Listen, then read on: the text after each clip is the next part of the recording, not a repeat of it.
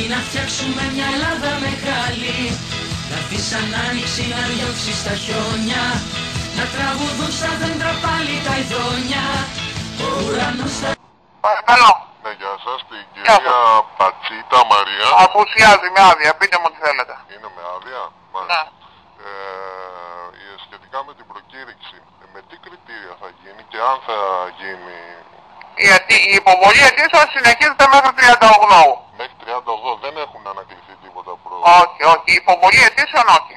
Και τα κριτήρια, γιατί λέει βιογραφικό μέσα στην προκήρυξη. Όταν θα συσταθεί η Επιτροπή θα αποφανθεί. Εμείς δεν είμαστε αρμόδιοι γι' αυτό. Γαλάζιος και πάλι, απ' το βοριά ως το πιο νότια Τρογιάλι.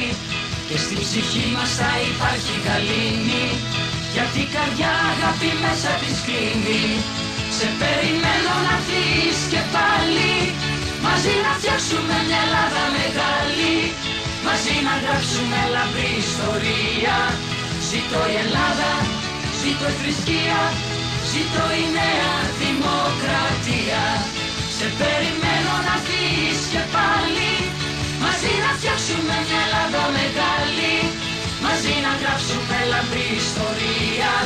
Ζήτω η Ελλάδα, ζήτω η νέα δημοκρατία.